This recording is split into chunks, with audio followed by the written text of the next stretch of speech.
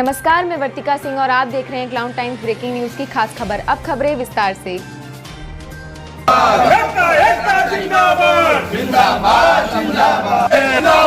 बहिष्कार जारी है, जारी है, जारी है। बहिष्कार जारी है। जिसके अंदर खून न खोला वो नहीं वो पानी है।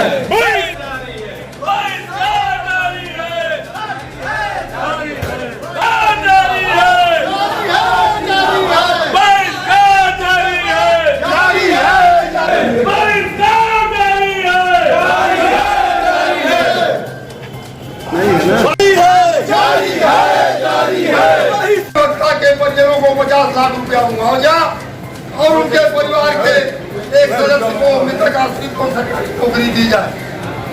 आपके बीच में हमारे तमाम अधिवक्ता साथी हैं,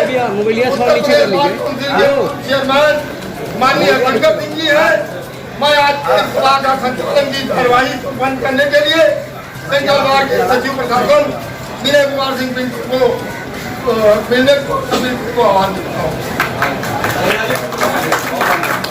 मेरे अधिवक्ता भाइयों, सरकार से अधिवक्ता असुरक्षित हैं, अपने आप को असुरक्षित महसूस कर रहे हैं। निश्चित रूप से मैं बता दूं कि अगर हम लोगों ने इस आंदोलन को तेज नहीं किया तो आने वाले समय में हमारे अस्तित्व पे खतरा आएगा, जिसको हम कतई बर्दाश्त नहीं करेंगे। सेक्रेटरी प्रशासन पिंटू जी तथा हमारे बार के सम्मानित वरिष्ठ अधिवक्तागण तथा युवा अधिवक्ता भाइयों, आज हम लोग हड़ताल पर हैं। क्यों? आप लोग को मालूम है, शाहजहांपुर में दिन दहाड़े वकील की हत्या कर दी गई। शासन प्रशासन पुलिस के लोग कुछ नहीं कर सके। सुरक्षा के नाम पर मात्र दिखावा किया जाता है, कोई सुरक्षा की पुख्ता व्यवस्था नहीं है। घटनाएं रोज हो रही हैं और रोज शासन प्रशासन वाले अपना पीठ ठोक रहे हैं कि हमने ये कर दिया, हमने कर दिया, हमने वो कर दिया। मेरे भाइयों, हमारा एक अनाज वो भूपेंद्र जी, एक परिवार के एक सदस्य को एक नौकरी उसमें दिया जाए, क्योंकि सरकार सबको आने नहीं दिया। आज हमारा ये कहना है कि जो प्रोटेक्शन एक्ट की बात है इसको अवलंब लागू किया जाए, मांग की जा रही है। सरकार को करना नहीं कर रही है। अन्य प्रदेश, देश के अन्य प्रदेशों में एडवोकेट प्रोटेक्शन एक्ट लागू है, लेकिन हमारे यूपी में नहीं लागू है। हम लोग काफ़ी दिनों से प्रयासरत हैं, आप मांग कर रहे हैं, लेकिन अभी ऐसा भी कुछ हुआ नहीं। हमारे में लाखों करोड़ों अरबों रुपया खर्चा हुआ कोरोना के नाम पर, लेकिन हमारे अधिवक्ता समाज को 5 पैसा भी नहीं दिया गया। क्यों? क्या उत्तर प्रदेश ने ही किया? खाली आश्वासन दिया, हम उसके साथ नहीं हैं। हमारा ये कहना है, एक सुरक्षा के नाम पर एक रुपया भी नहीं मिला। आपकी सहायता में 5 पैसा भी नहीं दिया गया। बताओ, अध्यक्ष हमने 5 लाख रुपया उनको दिया था उनके परिवार के लिए, तो सरकार का खजाना अधिवक्ता समाज से क्यों खाली हो जाता है? आज हमें पर जाइए, सुरक्षा के नाम पर कुछ भी नहीं है। अगर कोई अभी है भी तो सूती खैनी खा करके मस्त है, मोबाइल से बात कर रहा है। सुरक्षा से कोई मतलब नहीं है। घटनाएं दिन दहाड़े होती हैं। अभी अब माफिया जान गया, क्रिमिनल जान गया कि सबसे सुरक्षित घटना कायद करने के लिए स्थान हमारी कचहरी रह गई है। जबकि पहले कभी जमाना था कि सबसे सुरक्षित कचहरी हमारी मानी जाती थी। तो ज़्यादा कुछ न कहते हुए हमारी अपेक्षा देश में हो रही है। सबसे बुरी हाल दुनिया में हमारे हिंदुस्तान के अधिवक्ताओं की है। विदेश की यात्रा भी हमने किया, जाने का मौका मिला। वहाँ जाने का जाकर देखा, वकील जब चलता है सड़क पर तो उसको पास दिया जाता है, पर मिनट की फीस दी जाती है। जा कर के ऑस्ट्रेलिया में हमने देखा, लेकिन हमारे यहाँ हमारी अपेक्षा की जाती है, हमारी सुनवाई नहीं होती है। अपने माताओं को हमने मौका दे दिया है, वो काम करेंगे। तो आप बाबा भी सुनाते हैं, गणेश जी आप जाइए जहाँ जाना हो, बनारस छोड़िए। हमारा ये कहना है मेरे भाइयों कि इससे पहले अच्छी व्यवस्था, न्याय की व्यवस्था थी, एसएसपी थे अच्छा था, एसपी सिटी थे अच्छा था, ये कमिश्नरेट बना दिया। अरे बड़े बड़े लोग नहीं समझ पा रहे हैं, जिनके लिए बनाया गया ये जनता क्या समझेगी? उनसे मिलना मुश्किल है। कहता है पियारो कि पहले साहब से बात करिए तब मुलाकात होगी। तो पियारो हमने बोला नंबर बताओ भाई, उसका नंबर बता दिया, अपना फ़ोन मिला है, उसी का फ़ोन मिला। हमको तो दिमाग खराब है, तुम तुम कमिश्नर हो, तुम पुलिस आयुक्त हो भाई। अब जमाना बदल गया है, आप गणेश पर ही आक्रमण करना है तब सुरक्षा से व्यवस्था होगी, हमारा ये मानना है। ये बैठते हैं 7 परत के अंदर, अरे तुम सेवक हो भाई, जनता की सेवा के लिए आए हो। गणेश जी बाबा विश्वनाथ बनोगे, ठोकर खा जाओगे, नौकरी में बट्टा पड़ जाएगा, परेशानी में पड़ जाओगे आप। तो हमारा ये कहना है कि यह पुलिस जो भी है या प्रशासन के लोग इस राज्य में बेनकाब हो गए, बेलगाम हो गए, ये कुछ नहीं करना चाहते हैं, जनता को झलक के भगा देते हैं। अरे एसपी साहब, डीएम साहब, कमिश्नर साहब, तो हमारे नौकर हो, अगर जनता को झटक दोगे हम झटक देंगे, किनारे लग जाओगे, ये बाबा की नगरी है, डमरू बजेगा, पागल हो जाओगे। यहाँ अगर काम नहीं कर पाओगे, नहीं रह पाओगे, यहाँ काम नहीं करोगे, बाबा देख रहे हैं, बजा देंगे डमरी, पागल हो जाओगे, परेशानी में पड़ जाओगे। इसलिए ऐ मेरे भाइयों अधिकारी, आप नौकरी करिए, आप नौकर सरकार का मत बनिए, सही बात को कहिए। अगर आप में मादा है तब IAS IPS कभी बड़ी चीज हुआ करता था, आज जूता निकाल रहे हैं, आज चप्पल हटा रहे हैं। IAS IPS होकर के हमारे हिंदुस्तान के लोकतंत्र के लिए शर्म की बात है। एक IAS IPS अधिकारी काम करना नहीं चाहता, दबाव में काम करता है।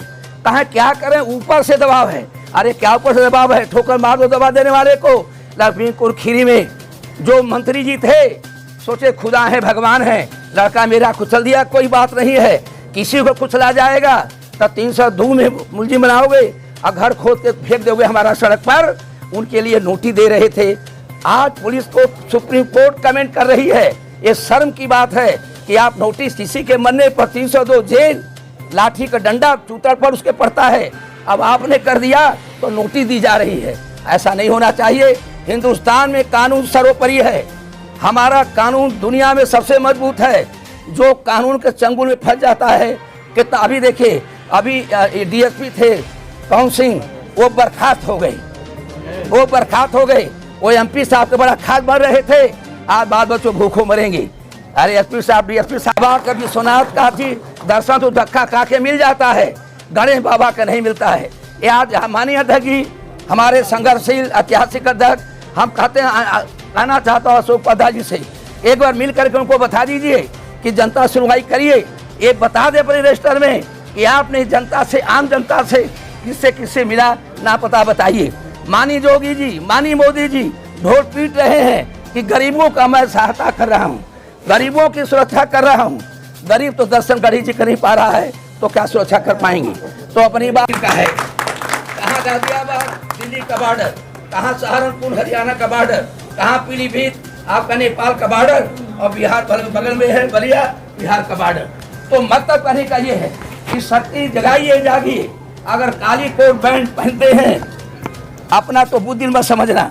अगर यही सेना निकल जाएगी कमिश्नर साहब, तो हमारे सेना की अब का पता चल जाएगा आज और अभी।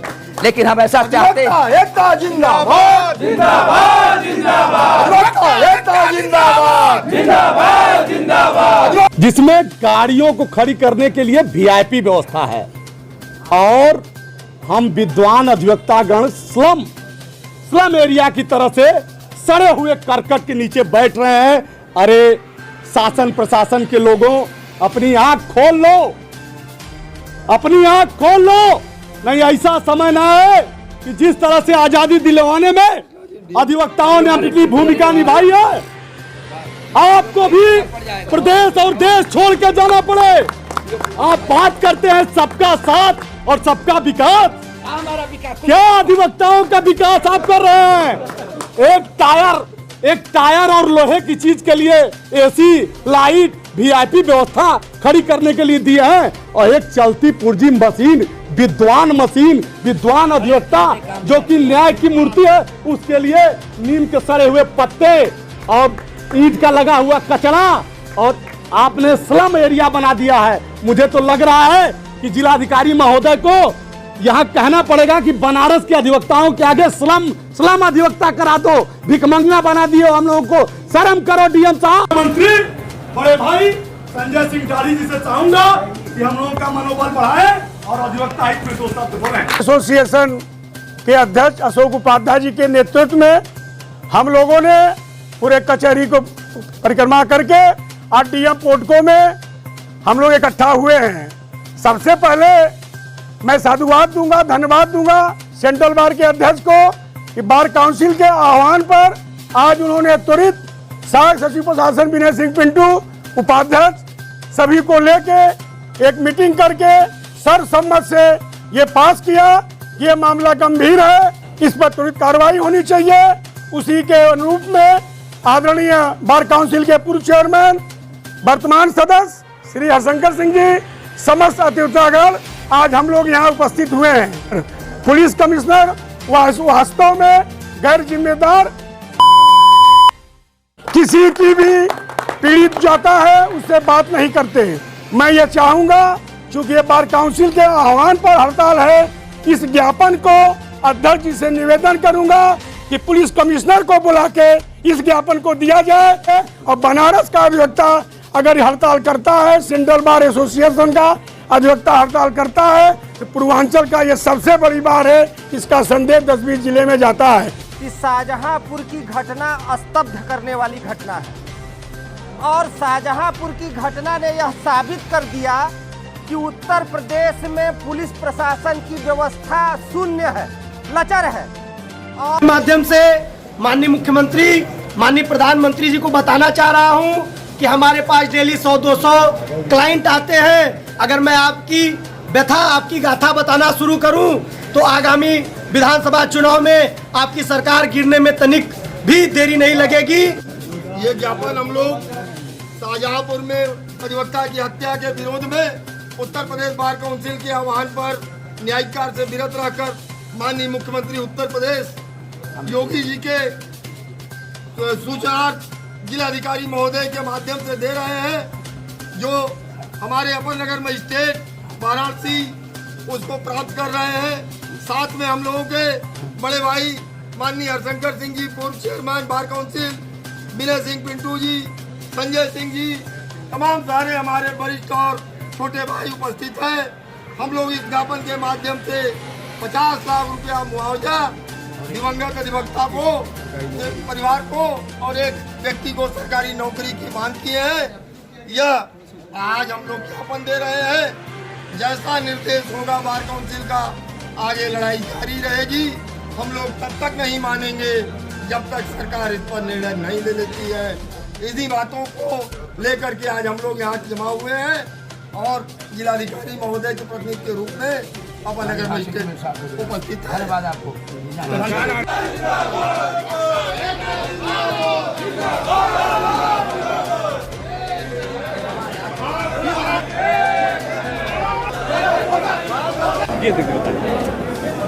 तो आज जो है शाहजहांपुर में जो भूपेंद्र सिंह हमारे भाई की हत्या हुई है, दिन दहाड़े हत्या हुई है।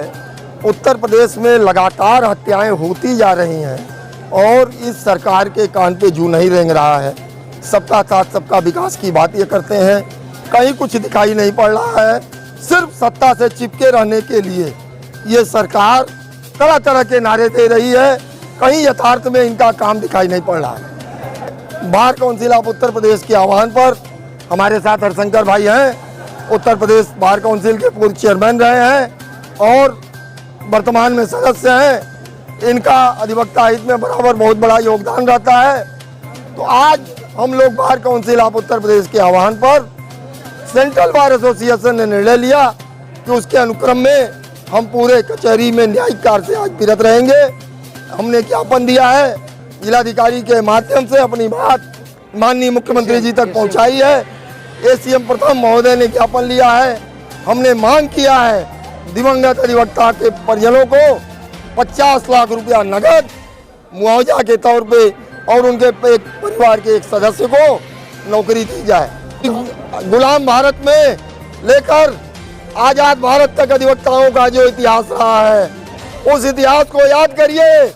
इस देश की स्वतंत्रता में अधिवक्ताओं का जो त्याग और बलिदान है उसको भुलाइए नहीं। जर्जर टीन सेट में लोग बैठ रहे हैं, लेकिन एक दो बार कहा गया, उन्होंने सिर्फ आश्वासन दिया, टीन सेट नहीं बदला गया। तो मैं इस जिले के जिलाधिकारी और कमिश्नर महोदय से भी कहना चाहूँगा आज के इस आंदोलन के पीछे उद्देश्य क्या रहा और किस बात को लेकर आप लोगों ने इतना बड़ा धरना प्रदर्शन किया है? आज हमारे अध्यक्ष सेंट्रल बार के माननीय अशोक वाधा जी ने सेंट्रल बार के माननीय अशोक वाधा जी ने मीटिंग कॉल किया। बार काउंसिल की आज कॉल थी 20 तारीख को पूरे प्रदेश में, क्योंकि शाहजहांपुर में भूपेंद्र सिंह एडवोकेट की दिन दहाड़े कोर्ट कैंपस में जो सुरक्षित जगह माना जाता है वहाँ उसकी हत्या हो गई है, जिसको लेकर के पूरा प्रदेश आंदोलित है। बार काउंसिल का आह्वान है जिसको लेकर के हमारे बनारस में भी हड़ताल चल रही है। हमारे अध्यक्ष जी ने हम लोगों ने मिलकर के ज्ञापन डीएम के माध्यम से एसीएम फर्स्ट को दिया। हमारी मांग ये है कि मृतक परिवार के सदस्य को एक को नौकरी दिया जाए और 50 लाख मुआवजा के रूप में दिया जाए, क्योंकि योगी सरकार दे रही है। लखीमपुर खीरी में दिया 45 लाख, जो कर्मचारी मरे कोरोना काल में उनको दिया 30 लाख और वकीलों को 5 पैसा भी नहीं दिया। क्यों भाई? हम माननीय योगी जी, आप उत्तर प्रदेश का हम लोग नागरिक हैं, हम आपके मतदाता भी हैं, लेकिन हमारी अपेक्षा ना क्यों? तीनों का नाम भूल गए, वकीलों का नाम भी कभी साथ जबान पर आई हो? ये अभी प्रश्न किया है भाई ने कि योगी बाबा बार बार बनारस में क्यों? हमारा जो वकील जो कमिश्नर है पुलिस आयुक्त, वो उनसे बढ़ करके है, वो गेट के अंदर बंद रहता है, 7 परत के अंदर किसी से मिलने की कोशिश नहीं करता है। माननीय योगी बाबा, मांगी मोदी बाबा गरीबों की बात करते हैं, गरीबों की बात करते हैं, वो गरीब कहाँ पहुँच पाएगा? जहाँ हम जैसे अधिवक्ता माननीय गणेश जी से, एक गणेश से नहीं मिल पाते पुलिस कमिश्नर से, तो आम आदमी गरीब को मिलने का सवाल नहीं है। कभी आज़ाद हिंदुस्तान में पेट्रोल डीजल 100 रुपये के पार कभी नहीं गया था। जब 55 रुपये हुआ था तो यही लोग हड़ताल करते थे कि बड़ा महंगाई आ गई। महंगाई चरम सीमा पर है, गरीब मरा जा रहा है। खाली भाषण से काम नहीं करेगा माननीय योगी जी, माननीय मोदी जी, कुछ करिए। और अभी देखिए 300 रुपये का गैस सिलेंडर चला गया 1000 के ऊपर। कहाँ गरीब के लिए है, कबीर के लिए आप बना रहे? गरीब तो मारा जा रहा है। Secretary central bar Vinay Kumar Singh Pintu. मैं स्पष्ट रूप से बता दूं कि जहां भी जब भी कथनी और करनी में अंतर होगा, आप ये जान जाइए कि वहां पे जनता असंतुष्ट रहेगी।